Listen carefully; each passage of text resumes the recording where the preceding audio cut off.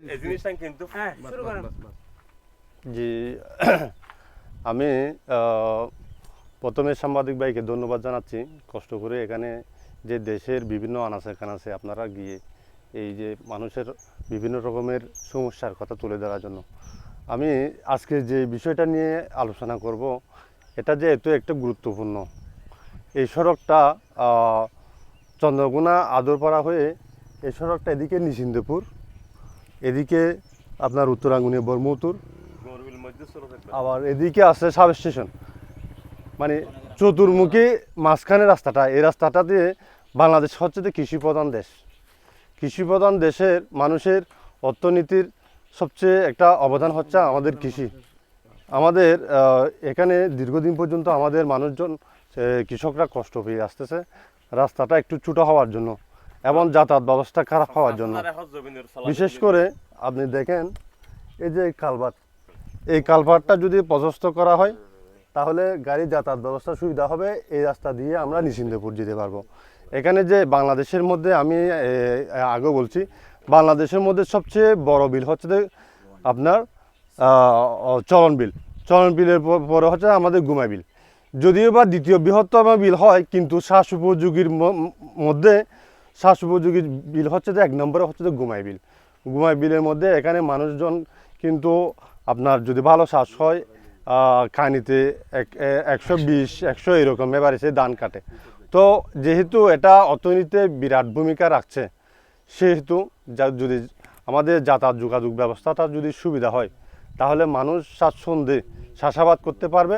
আর চাষাবাদ করলে এই যে গুমাই বিল, এটা শ্বাস উপযোগী 1 নম্বর বিল, যেহেতু এই গুমাই বিলে শ্বাস করে মানুষ যখন ভালোভাবে ফসল উৎপাদন করতে পারবে তখন এটা দেশের অর্থনীতিতে বিরাট ভূমিকা রাখবে।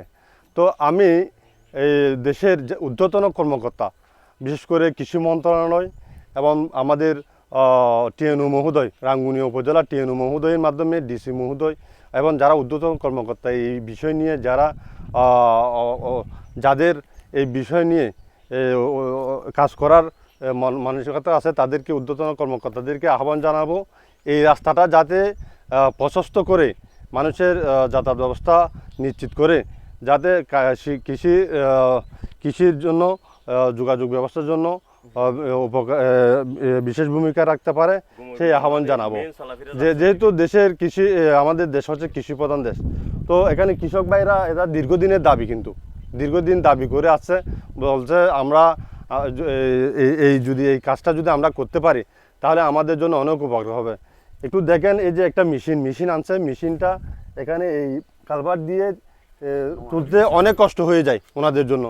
যদি কালভার্টটা যদি প্রশস্ত হতো এবং নেওয়ার মতো ব্যবস্থা থাকতো তাহলে কিন্তু মানুষ স্বাচ্ছন্দ্যে যেতে পারতো। এবং এখানে যে বড় একটা বিল, এই কালভার্টের পরে কিন্তু বিলটা সবচেয়ে বড় হচ্ছে ওই পাশে এখন নিতে পারতেছে না। তো এই যদি কালভার্টটা প্রশস্ত করা হয় এবং রাস্তাটা যদি সংস্কার করা হয় তাহলে গাড়ি নিয়ে যেতে পারবে। পাশাপাশি বাংলাদেশের মধ্যে এই যে এখানে আমাদের একটা ঐতিহ্যবাহী একটা দিঘি আছে, চট্টগ্রামের সবচেয়ে বড় একটা দিঘি, কাজীর দিঘি নাম ধরে। এখানে মানুষ একটা পর্যটন হলে এখানে যাতায়াত ব্যবস্থা যখন সুবিধা হবে তখন মানুষ কিন্তু ওই পর্যটন এলাকার মধ্যে একটা দেখে একটা বিনোদন পাবে।